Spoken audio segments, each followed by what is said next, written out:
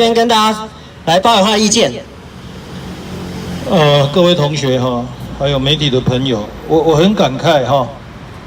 20年前我做立法委员，那时候花莲有一个金钟商专，董事会对学校的老师、学生非常的恶质对待，结果老师跟学生来跟我陈情。我问老师跟学生说：“你们为什么不去教育部陈情呢？”他们告诉我，他们只要到教育部陈情，还没有回到花莲，他们的董事会已经知道是哪些老师去陈情，所以这些老师学期结束就被 fire， 就不续聘了。20年前的教育部就做这种事情，我没有想到说过了20年了。这个高教师还是顽名不化，没有想到说这个时代已经进步到这个程度了。你把学生去投诉的名单给高一的董事会，高一的董事会不会把这些学生变成黑名单吗？我自己读高雄医学院，备记2个大过2个小过，留校查看，我毕业30年回不到我的母校。要回去教书不行，要回去做医生不行，要回去演讲不行，就因为我学生时代，我说高一的董事会胡挥乱做，那这个事情到今天还在发生。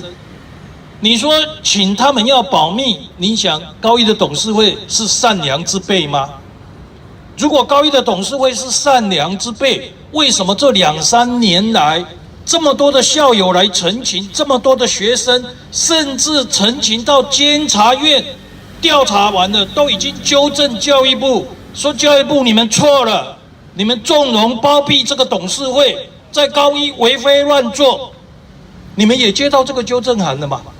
你们自己高教师又派人去重启调查，重启调查完了以后，你们跟董事会说，你们有几个董事是非法产生的，所以要重选。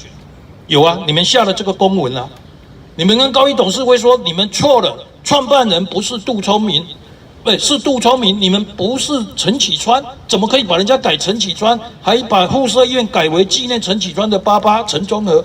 你知道高一董事会怎么打脸你们教育部吗？高一董事会接到你们教育的公文以后，说好了。你既然说我有3名董事不合法，我重选，他们真的开了1次会重选，选了原来那3个不合法的，再把名单送给你们了。你们接到名单了吗？到今天你们怎么处理？依法处理。什么叫依法处理？你本来就跟他讲这3个是非法，他竟然把3个非法的董事重新要送给你核备，他是在打脸你高教师对不对？他打脸你高教师，你纠正他的错误。他回过来甩你2个巴掌，你们到今天闷声不敢回应，说一句依法处理。什么叫依法处理？就像台大的事情，依法处理了3、4个月，搞得这个社会付出这么大的代价，这个高教师有问题嘛？不是只有高雄医学大学的问题，我们在跟高一董事会抗争的过程。中国医药大学、东海大学、逢甲大学、文化大学、世新大学，每一个大学的学生跟老师都来跟我们讲，他们的学校董事会都有问题，整个私立学校都变成财团跟家族掌控，都是因为你们过去长期的包庇纵容这一些人，现在连国立大学都沦陷了。国立大学完全接受教育部的经费编列预算的。你们3、4个月不敢处理，放任这个学校，到今天，什么叫校园自治啊？是少数人垄断了这个学校的代表权嘛？连学生要表达他们的意见，还在校园里头被打、被推、被赶走，这样高教师到今天还不讲一句话。你是副师长，我没有怪你了，可是我们要严正的告诉吴部长，高教师长一定要换人。教育改革从教育部内部开始改革，先整顿高教师，台湾的高等教育才有救了。我们努力了20、30年，还在原地踏步啊！教育部真的是一个最保守的单位嘛？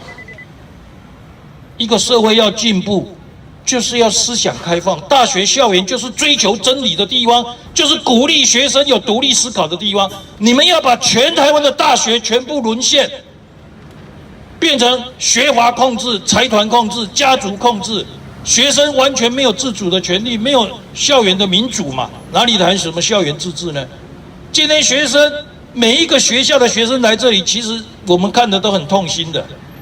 我本来想今天这个是学生的场合，我们不需要讲话了，我们已经讲了几十年了。可是你们这样的答复，我实在讲，我们没有办法接受。我们已经要求监察院弹劾高教师长，监察院已经开始调查了，但是我们的校友也去告你们高教师长了啦。我跟你讲，已经到法院提出控告。如果高教师长还有廉耻，应该今天自己就递出辞呈，让吴部长好好的整顿教育部，改革台湾的教育。谢谢大家。高教师长下来，高教师长下来，下来。好，我们现在请洪国昌委员，还有子勇委员这边跟我们学生一起站在一起。好，今天副司长出来接受学生的陈情，我们谢谢他。好，但是也因为他现在只是副司长。真正负起政治责任应该是司长才对。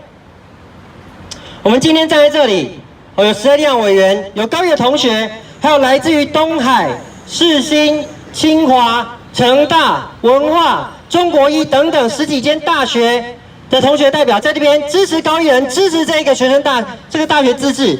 我们一起来呼口号：私校非私产，私校非私产，教育公共财，教育公共财，高教师长下来，高教师长下来，家族退出董事会，家族退出董事会，大学遴选真民主，大学遴选真民主。